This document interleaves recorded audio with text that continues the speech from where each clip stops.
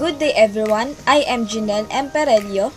And I am Fianay Bimonchano, and today we will be discussing Chapter 7 of The Teacher and the Community, School Culture, and Organizational Leadership, entitled The Teacher and the Community, Teachers' Ethical and Professional Behavior, which is stated in Article 3 of Code of Ethics for Professional Teachers. And for the learning outcomes, at the end of this chapter, you should be able to first, elaborate on community's expectations from teachers and on teachers' expectations from communities. Second, describe teachers' ethical and professional behavior in the community by giving concrete examples. Activity, let's read this. Activity 1. Think, pair, share. Number 1. Think of your favorite teacher. Why was he, she your favorite? What qualities did he, she possess? Is he, she your ideal teacher? What influence did he, she have in your life? Did she act in accordance to the expectations of the community? Number 2. Group yourself by 5. Share your answers to number 1 with the group. Take note of the qualities common among your favorite teachers. Activity 2. Here are quotes on teachers. Read and understand them. Do you agree with each of the quotation? Teachers change the world, one child at a time. Teachers, I believe, are the most responsible and most important members of society because their professional efforts affect the fate of the earth. Every child deserves a champion, an adult who will never give up on them, who understand the power of connection and insist they become the best they can possibly be. By Rita Person. The influence of a good teacher can never be erased. I am a teacher. I am not in it for the income. I am in it for the outcome. I am a teacher. It's who I am. It's my passion, my calling, and my world. What is your favorite quote? Any message for you? Share with your group.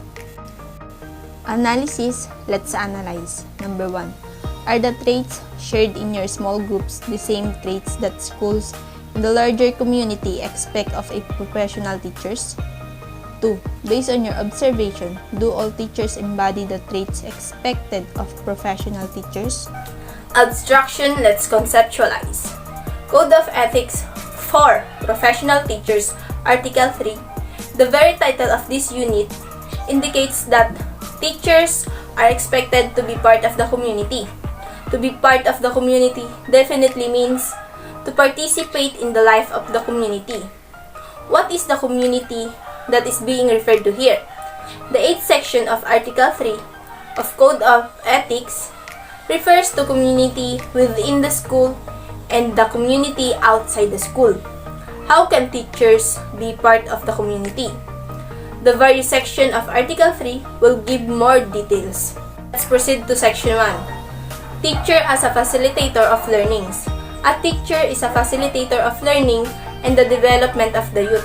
Therefore, shall render the best service by providing an environment conducive for such learning and growth. Facilitator comes from the word facilitate, which means making something easy or easier. You as the professional teacher, facilitate learning or make learning easier. Learning is a difficult task and is made easier when you make dry lesson interesting, exciting, and enjoyable.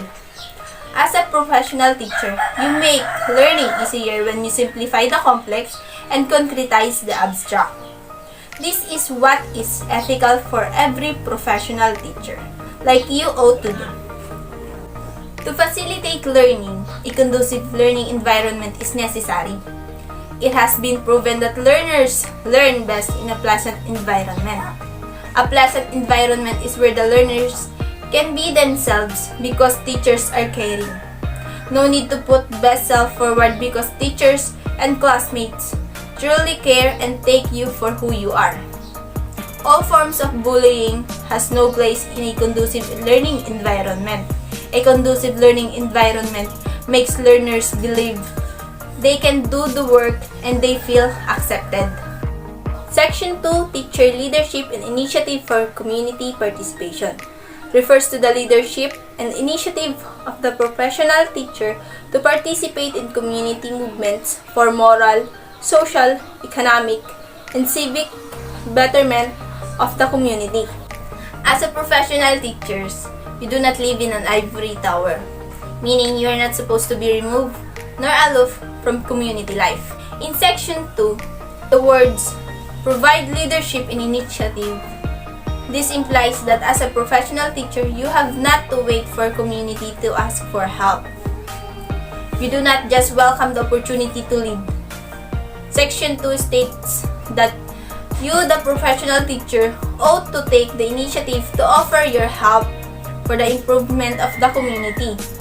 Many a time, you can be a guidance counselor, a prayer leader, commentator, or reader in religious celebrations, fiesta coordinator, judge in or coach for a contest, financial advisor, a nurse, a doctor, commentator, prayer rolled into one. Providing leadership and initiative also means working with the community. This means getting the parents and other members of the community participate in school activities. Section 3, Professional Teacher with Honor and Dignity. Every teacher shall merit reasonable social recognition, for which purpose he shall behave with honor and dignity at all times, and refrain from such activities as gambling, smoking, drunkenness, and other excesses, much less illicit relations. Society expects so much of teachers that when they fail to live up to the challenge to behave or model good behavior, they are condemned without trial. It is no wonder why many are afraid to answer the call to teach. Society seems to expect much more from professional teachers than from any other professional, and so look at the teachers with scrutinizing eyes. Section number 4. Teachers' attitude toward local costumes and traditions. Every teacher shall live for and with the community and shall therefore study and understand local costumes and traditions in order to have a sympathetic attitude, therefore refrain from disparaging the community. One way teachers can honor cultural differences is by letting students from different cultures be the expert. Teaching other students about traditions, explaining the history and geography of countries and regions, and sharing cultural experiences are some way to let these students know they are valued and welcome. The professional teacher is neither ethnocentric nor xenocentric. Fortunate and happy is the community that has teachers who live with them, exert effort to understand their local costumes and traditions, and consequently appreciate the same. And now, let's move on to Section 5. It is the professional teacher and information updates. Every teacher shall help the school inform the community about the school works, accomplishments, needs, and problems. Having a sense of ownership, these stakeholders will participate more actively in the resolution of school's problem and need. Another section that we will discuss today is Section 6, which is the Parents-Teacher Association.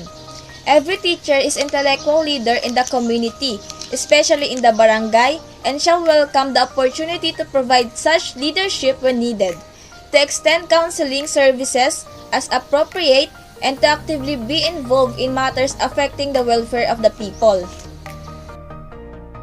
Some private schools call it Homeschool Association or Family Advisory Council. This is for internal stakeholders only. It is a forum for discussion on school problems and how they can be solved. Internal stakeholders include the students, the parents of the teachers, and the teachers. External stakeholders are the other parents in the community without children enrolled in the school, barangay officials, and other government officials, non-government official organizations, government organizations, alumni, and retirees. Section number 7. It is the professional teacher and government officials and other professionals. Every teacher shall maintain harmonious and pleasant personal and official relations with other professionals, with government officials, and with the other people, individually or collectively. They must maintain healthy and pleasant personal professional relationships with other professions, government authorities, and the general public. And for the last, it is a section 8, which is the professional teachers does not use position to proselyte. A teacher possesses freedom to attend church and worship as appropriate, but shall not use his position and influence to proselyte others. A teacher or professional educators do not utilize their position to proselytize. They are free to attend any worship as he or she sees fit, but he or she must not use his or her position and influence to proselytize others. Application. Let's apply. Number 1. Here is what one dean of a college of education told her freshman teacher education students in her welcome address in orientation day. Believing that you don't learn everything in the classroom, the College of Education, which will be your home for 4 years, has prepared a menu of annual co-curricular activities for you. All of these are meant to help you become the true professional teacher that this college and university have envisioned you to become.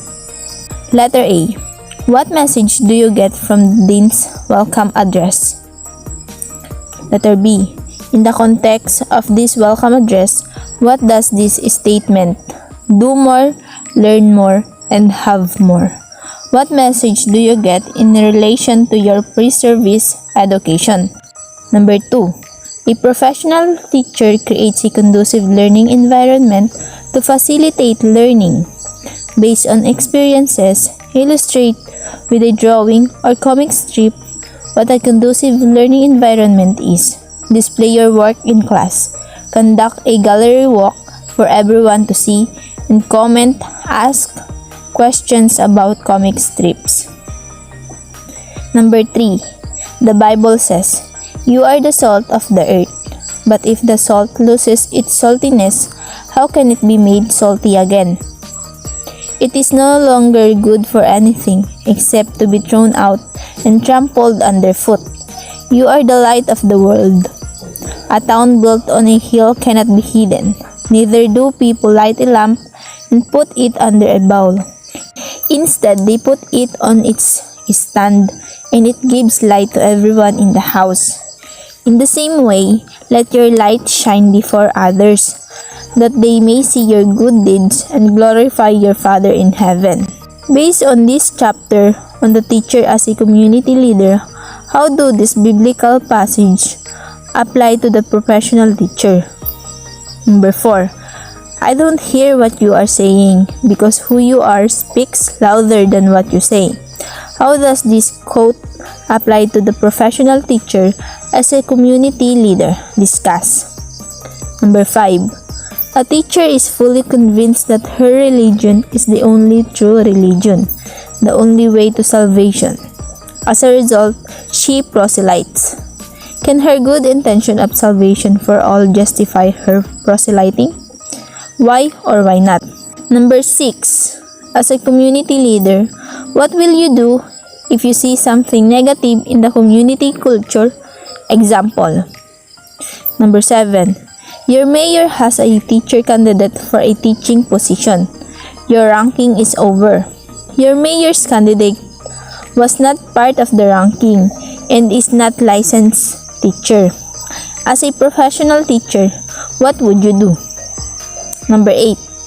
Cite at least 3 specific ethical behaviors of a professional teacher. Based on Article 3 of the Code of Ethics for Professional Teachers, come up with a PowerPoint presentation or a skit.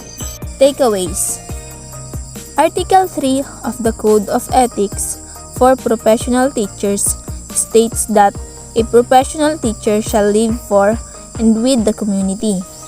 Internal stakeholders include the students, the parents of the teachers, and the teachers.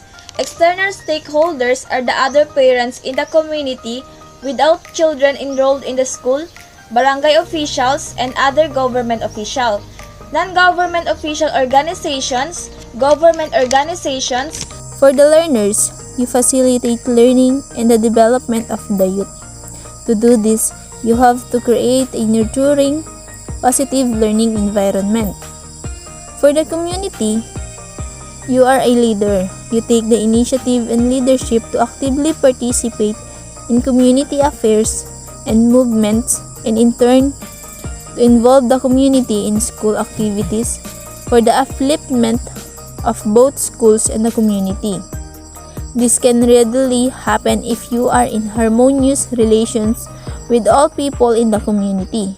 To keep parent and community involvement in school, they must be updated with happenings in the school accomplishment, achievements, problems, and projects. At all times, at all places, and for all people. Don't misuse nor abuse that authority or power bestowed on you as a professional teacher. For you to be credible as a community leader, you shall behave with honor and dignity 24 hours a day, 7 days a week. Respect community culture and seek to understand them, or else lose your flavor as a community leader. Let's check for understanding. Number 1. Give at least 3 expectations that community has for teachers. 2. How should a professional teacher regard indigenous people's culture? Let's reflect. The mother of this author was once a public school teacher. When this author was in her preschool age, her mother taught in the remote barrios of the town, and so where her mother was assigned, the family went along. This authority vividly remembers how her mother was dearly loved by the community. She was indeed a missionary. Her transfer to another school was always an emotional one, a mother crying too. To top it all, the one most touching etched in my memory was one community leader had a big rooster. So many wanted to buy that rooster but refused to sell it. On the eve of our departure, he butchered it for that last evening meal with them. This author will never forget such act of generosity. In their poverty, these people can give all. Letter A. If given the opportunity, would you welcome teaching in the far-flung schools? Why or why not? B. If you say yes to the call to teach in a far-flung school, what should be doing more in your pre-service education? Let clinchers. Number 1. In her leadership in the community, a professional teacher shows no signs of ethnocentrism. What does this mean? A. Does not belittle other people's culture. B. Looks at her culture as superior to others' culture. C. Is ashamed of her own culture. D. Does not mind other people's culture. Number 2. The professional teacher is quite Senko-centric. How is this manifested? Letter A. Looks at her culture as superior to that of others. B. Looks at her culture as inferior to that of others. C. Does not mind if her culture is inferior or superior. D. Is at home with all cultures. Number 3. Which is a policy-making body composed of internal and external stakeholders with whom school head and teachers relate. A. Parents Teachers Association. B. Supreme Student Council. C. School Governing Council. D. Faculty Club. Number 4. Who is not a member of the Parent Teachers Association? A. Parents with no child currently enrolled in school. B. Parents of children currently enrolled in school. C. School head. D. Teacher representative. Number 5. As a teacher, you are a facilitator of learning. What is expected of you? A. Do not fail anyone. B. Make teaching and learning interactive and exciting. C. Use video clips. D. Allow them to use cell phone in the classroom. And that's all for today's chapter. Thank you.